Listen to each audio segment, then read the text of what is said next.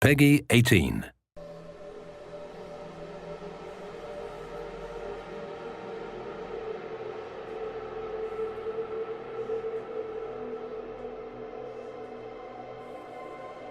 Hey everyone, I'm Joel Leschler, a producer from 2K Australia. Hi everyone, I'm James Lopez, producer at Gearbox Software. And we're here to show you a walkthrough of our E3 demo for Borderlands the Pre-Sequel. Hope you enjoy it. Alright, so we're actually going to be playing through as Wilhelm during this playthrough, and we're selecting his action skill now, which is his ability to spawn these two drones, Wolf and Saint. Wolf is an attacking drone, while Saint is more of a buffing regen drone. We're going to go down the Cyber Commando skill tree. This one's really cool because if fans remember Wilhelm from Borderlands 2, he was just a giant loader with a human head on top. But in this game, it's his origin story, and he starts out just as a man. But you have the ability by going down this skill tree to start turning him into that giant robot that he was in Borderlands 2. We're selecting the Power Fist skill here, and you'll see that they actually replaced his arm with this robotic one. This one's really cool because it'll deal extra melee damage, and you can actually attack enemies from further away. And if you look at the Shock Absorbers one, which replaces his leg with a robotic leg, this allows you to shoot and reload while you're sprinting, which can come in really handy.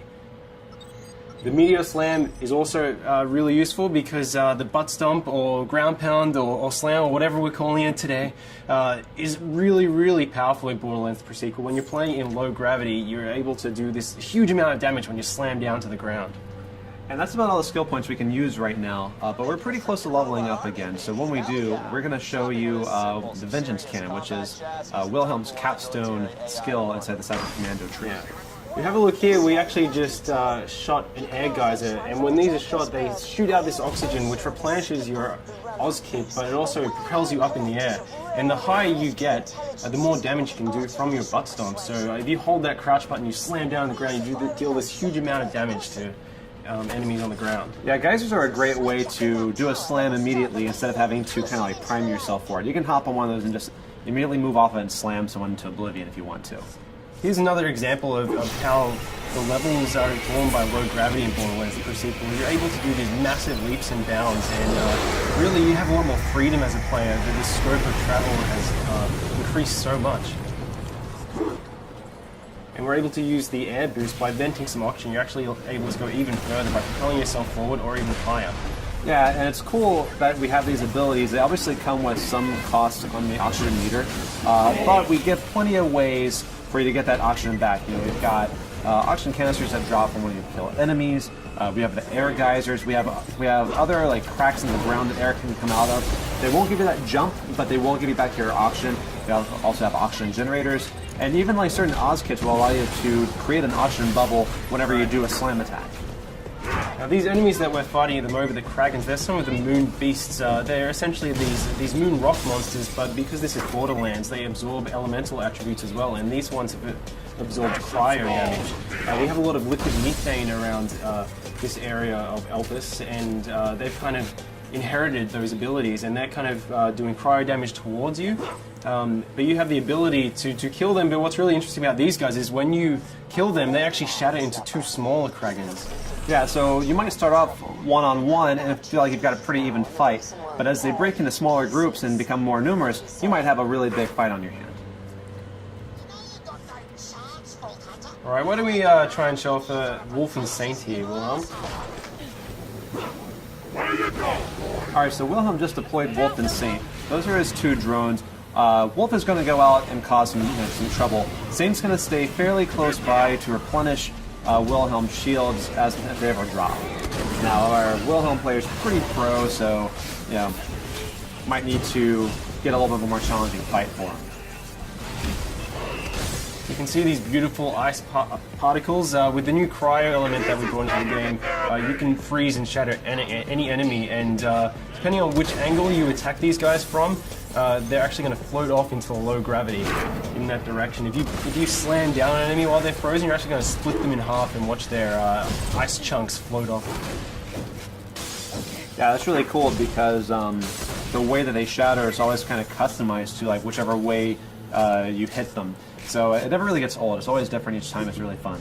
Now, our current objective in this particular level is to redirect some liquid methane. We need to get to the Drakensberg, which is this derelict Dahl ship where we've been informed there's a military AI that we can use. Jack wants to build up this robot army. He needs this military AI to use it. So we're currently trying to redirect this methane to cool off a lava river. Now, we were just fighting the Kraken, but over here you can actually see that some of the scavs are actually riding them, which you got to watch out for because you have two enemies attacking you, and whenever you kill one of these Kraken riders, you might get a couple of little Kraken riders coming out. You see, Wilhelm was also using these jump pads. So along with the oxygen geysers, we have these Dahl jump pads which are placed throughout the levels, and some of these shoot you straight up into the air, and other ones kind of propel you really far forward. Again, if you manage to chain some of these together, you can get really, really high and do a slam, which does a massive amount of damage. Look at some of these guys, you'll see that some of these scavs have this sort of orange bubble over their head. That's their oxygen bubble. That means that if you crack that bubble, then they're going to take oxygen damage because they're not able to breathe.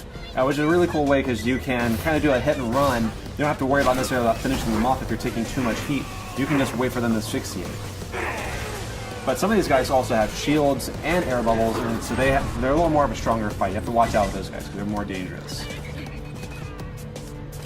So you can see that's an example of one of the Dahl jump pads, which shoots you really far forward. And here we have some of the Dahl jet fighters, and they're going to fly around and try and do a huge amount of damage to you. So Wilhelm is doing pretty well. Yeah, that was a spot-on hit. That was really good. Oh no! But you fell off the side. That's okay because we've got plenty of jump pads. We have a lot more verticality in Borderlands now than we ever did before. So there's not necessarily any one way to get to this objective. Really, all you have to do is just find either a jump pad or a way to jump from platform to platform. Yeah, something really great about the low oxygen, it allows you to traverse these maps really, really quickly. So because you can make these massive leaps and bounds and you have these jump pads, you're able to get from one end of the map very, very fast and really get an edge on enemies. All right, now it looks like we just leveled up. So we're going to go and put that skill point in Vengeance Cannon. That's really interesting because if you take a certain amount of damage, Wilhelm responds with the Vengeance Cannon and can do a great amount of damage within a pretty generous period of time. You have about 30 seconds of action on this. It can come in really, really powerful when you're under the pump. Yeah. So you can see now we're actually redirecting this liquid methane, so we should be able to go over and try and freeze this lava lake. All right, so once this pipe connects, we actually have another route on how we can get to the next objective. You could just go down to the ground if you wanted to, but because of the verticality in the free sequel, we can actually continue along this path here. All you have to do is have the option to make the jump, and then you can actually run along this pipe here. So there's plenty of ways to explore this map and get pretty much to anywhere you need to get. Yeah, it's really cool as well. Our level designers have built the map so, especially when you're playing co-op, you can have each player, they can approach each of these sites from different angles. So we could have taken that pipe all the way along while Athena went down via the ground and went over to the via the jump pad. Yeah, people that are especially fond of sniping should keep an eye out for these kind of opportunities because you get a superior angle from which you can snipe off those oxygen bubbles or just do just a bunch of damage in general. Yeah, absolutely. So we're going to continue along this way, and Athena's going to continue on the ground, and they're both getting that. She's going to jump across this chasm here, and we're going to get on to the next big fight. Yeah, we should be able to ambush these guys by taking them from two different angles. Once Wilhelm, finds a way to jump over this. There we go. All right, so in this area here, we've got some jetpack scavs. We also have some guys that are on foot. You actually see a scav that Athena just killed just flying off in the distance. And he'll go on like that for quite some time. Yeah, if he still has any life left in him, he's getting pretty beautiful from there. Oh, yeah. Awesome. Oh, no. Athena's down. Hey, Wilhelm, now why don't you go ahead and revive her using the oxygen? Yeah. So you kind of have these cool tactical decisions. You can revive your downed players faster with oxygen than if you just do it the normal way. But that obviously comes at a cost. But sometimes it's really good to get them in the fight faster. Beautiful. And you can see we have these jetpack scabs, so all of the enemies on Elpis can take advantage of the low gravity just as much as you can. So if you're getting protection behind cover, they can actually jump over and stomp on you and invalidate your cover just like you can them. We really wanted this gravity system to go throughout every single feature in the game. We just did a pretty awesome butt stomp there. Yeah, that was solid. Here's some of our new vending machines that we're just kind of teasing as we run by them, but you can see more about them later on. All right, we're coming into the processing plant now. This is actually where you just directed the liquid methane to, and it's really important that you do this because we're going to use it to freeze a lava river so we can form a natural bridge that we can cross over to the Drakensberg in the next map.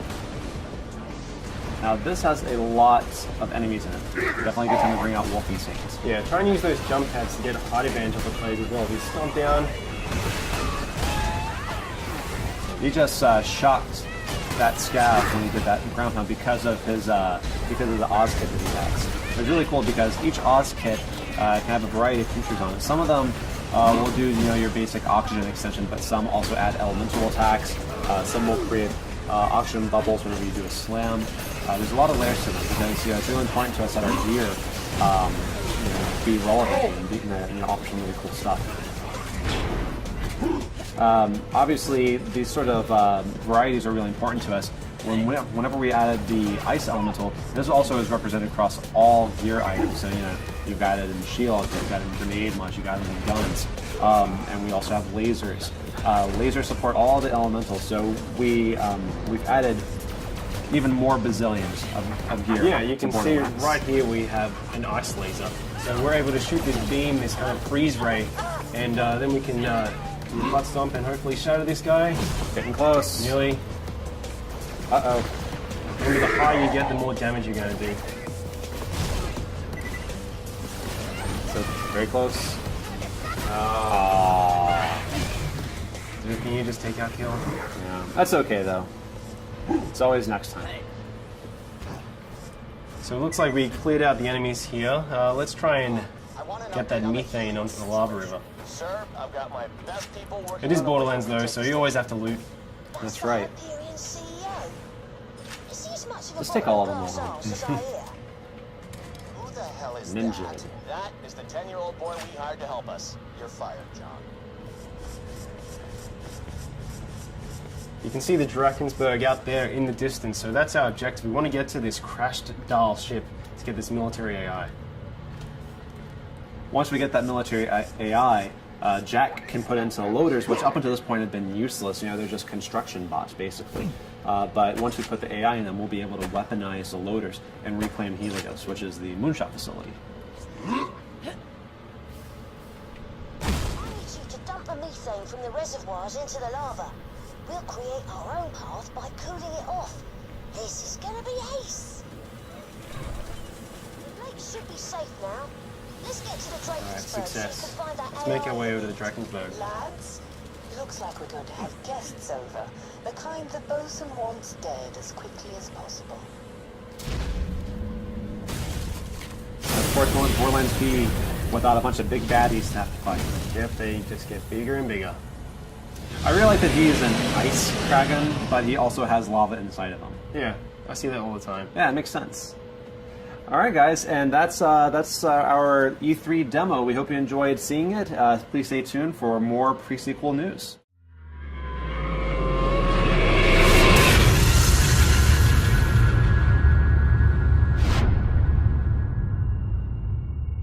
You coming?